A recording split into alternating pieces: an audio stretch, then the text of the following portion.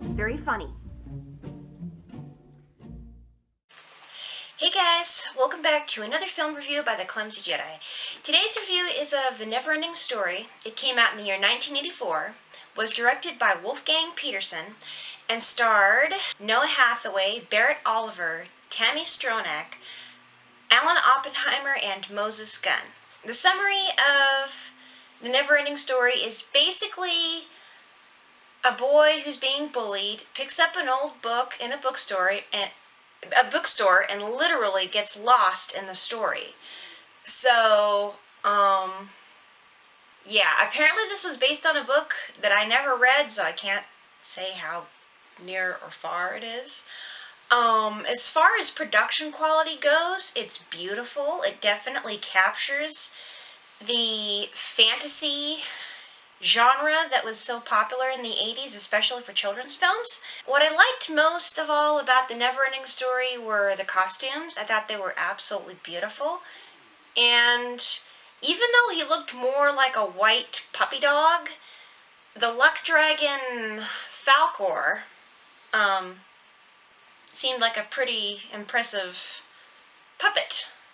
What I disliked most about it was the fact that Artax the horse got stuck in that swamp and died.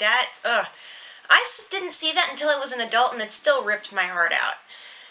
That and the fact that it basically ended with a cliffhanger. We never found out what happened to the land of Fantasia. Well, we might have in the next two, but I haven't seen those, so I can't really...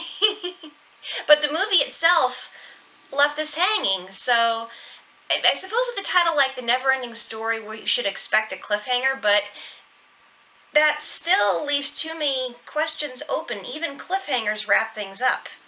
Family friendliness? Yeah, I would say so. I don't remember any swearing in it, and definitely no skin, nothing gory, nothing terribly inappropriate. Then again, I've only seen the movie once, and I haven't seen it in about 6 years, so my memory may be a little bit fuzzy. The scoring for Neverending Story is as follows. The story, it was just a slight notch above average, so I would give it a 7.5 out of 10. I like the interactiveness. It's like everyone's dream. Read a good book and then literally just go to live in the book or something along those lines. The acting was about average. It was mostly kids. Some parts, especially with the childlike Empress, were kind of over the top. But Noah Hathaway and Barrett Oliver as Atreyu and Bastian did a pretty good job, so I would give the acting a 7 out of 10. The script, I don't know, parts of it felt forced and a little bit too melodramatic, so I can't give it any more than a 6.5 out of 10. Humor for The Neverending Story, it was about average. I don't remember any bodily function or scatological humor.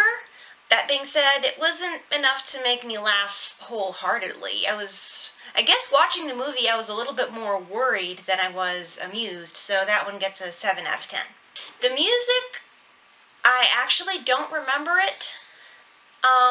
What I do remember of it, it was a little bit more 80s, a little bit more electronic than orchestral.